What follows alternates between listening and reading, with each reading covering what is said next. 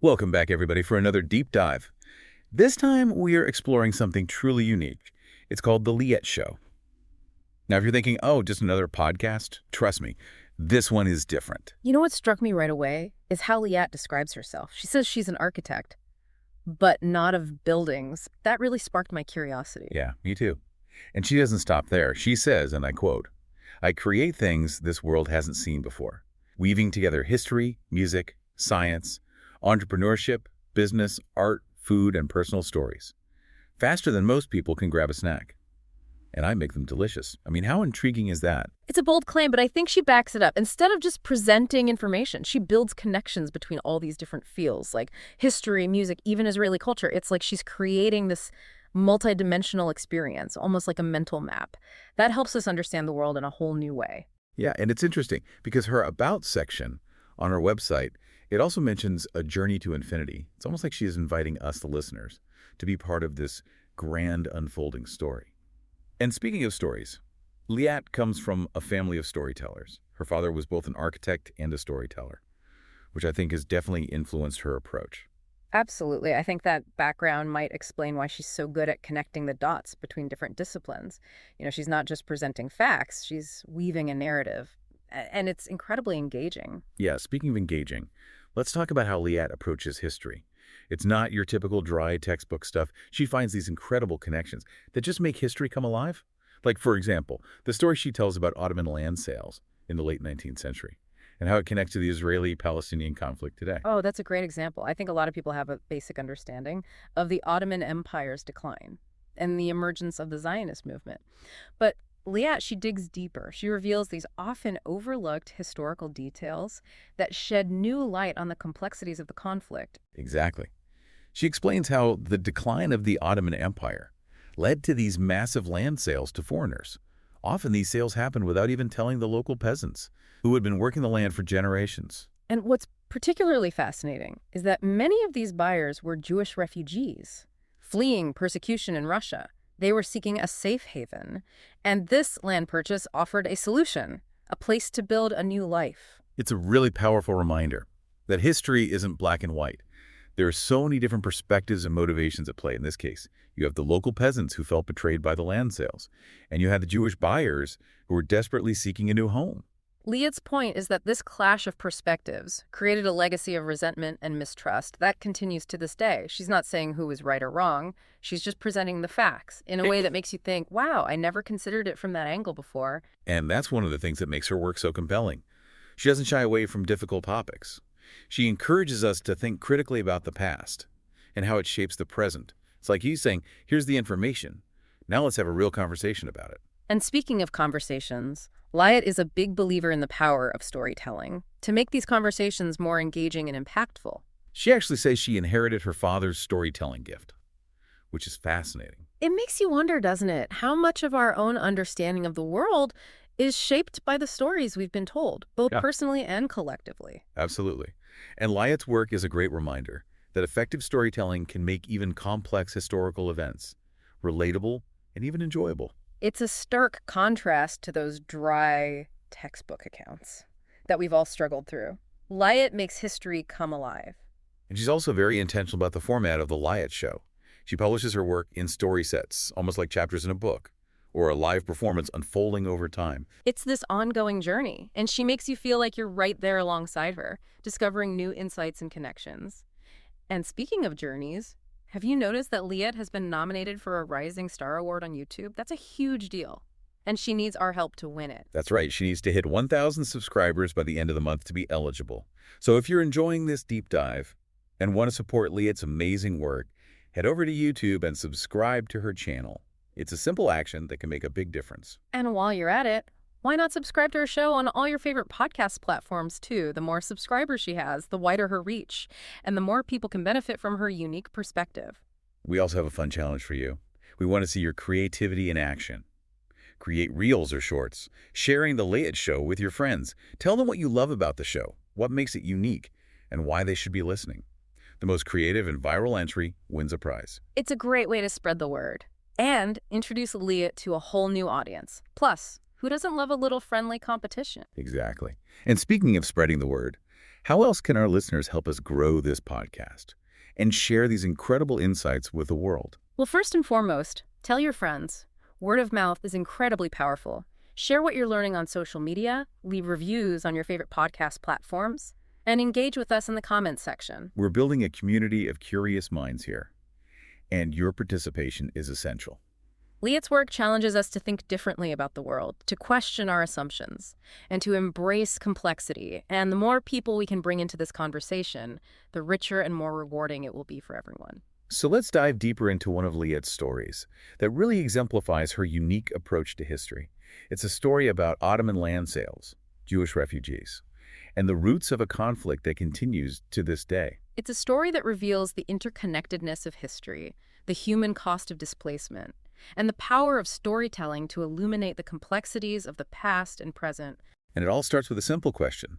What happens when two groups of people, both seeking a better life, find their paths colliding in a way that creates a legacy of conflict and mistrust? That's what we'll be exploring in the next part of our deep dive into the Liat show. Stay tuned. So, to really understand the nuances of Liat's approach, let's delve deeper into the story we touched on earlier, the one about Ottoman land sales in Palestine. During the late 19th century, it's a story she titles 600 Years of Rule Made the Ottomans Blind to Changes. And it really showcases her ability to connect seemingly disparate historical events and draw out surprising insights. Yeah, this story really stuck with me too. It's not just about land ownership. It's about the clash of cultures, the changing global landscape, Yeah, and the seeds of a conflict that continues to shape the region today. exactly. Liat starts by setting the scene.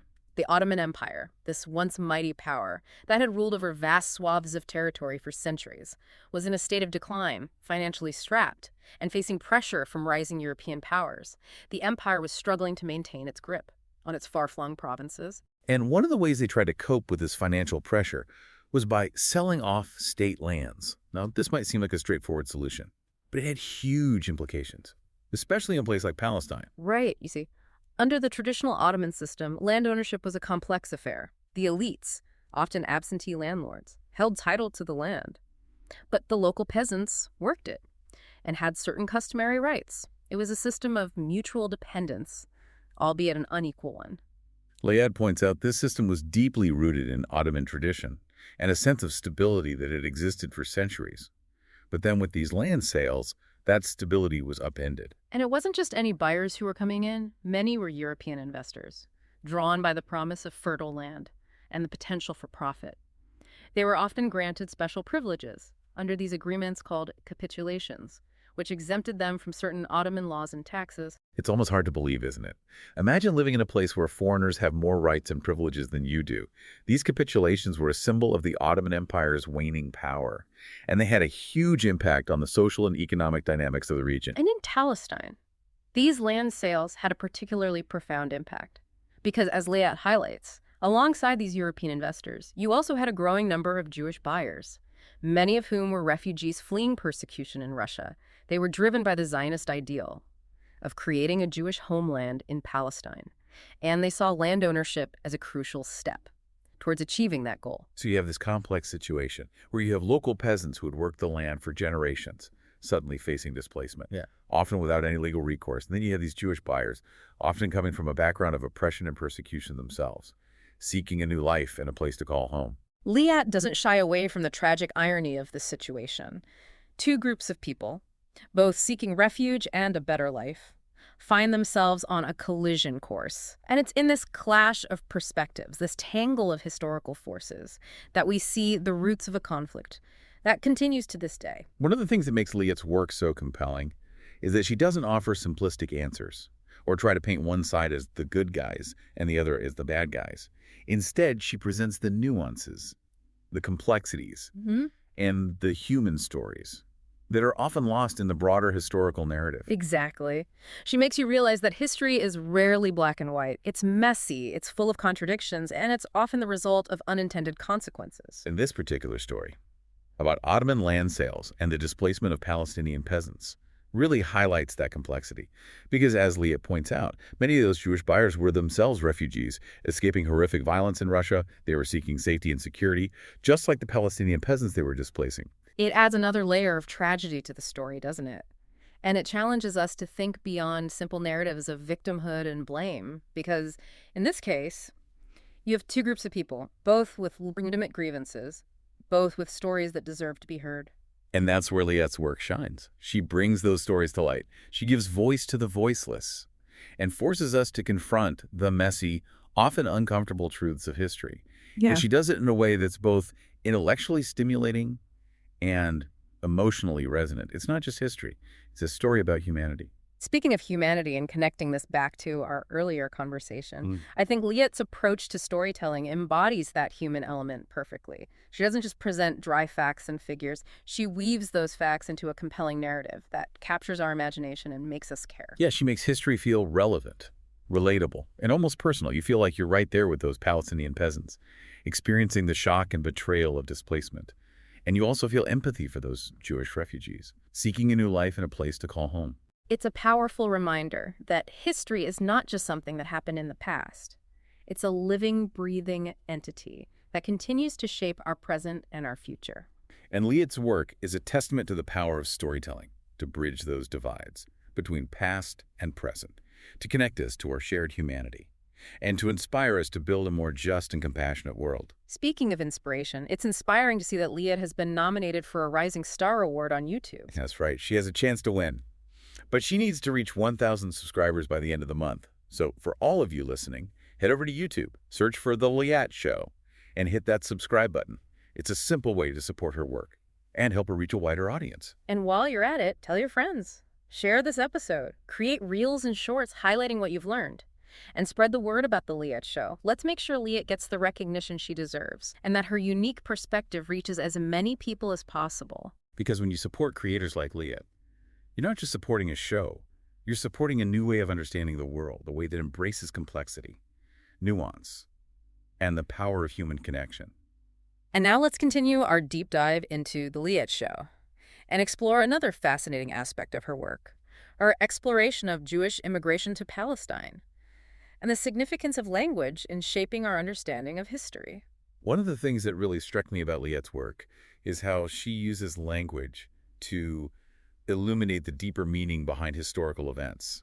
It's not just about what happened, but how those events were perceived and how that perception continues to shape our understanding of the world today. Yeah, that's a great point. Language is so powerful. The words we use, the stories we tell, they all contribute to shaping our collective memory and our sense of identity. And Liat is a master at unpacking those layers of meaning. Right, like for example, in her piece, We All Came From Somewhere, Mm. she delves into the history of Jewish immigration to Palestine in the late 19th and early 20th centuries. And she makes this really interesting observation about the word aliyah. Yes. Aliyah, in Hebrew, it literally means ascending or going up, and it's the word used to describe Jewish immigration to Israel, which is fascinating. It is, because it suggests this idea of not just physical movement, but also a spiritual or national ascent, almost like reaching a higher plane of existence. Exactly, and it reflects the deep religious and cultural significance that this migration holds for many Jews. They're not just moving to a new country, they're returning to their ancestral homeland, a land that holds profound meaning in their history and their faith. And Liat contrasts this with the phrase used for leaving Israel, which she says can be translated as getting off of Israel. Yeah, the difference in language is so striking. One suggests a sense of elevation and homecoming, the other a sense of departure, almost like stepping down from something.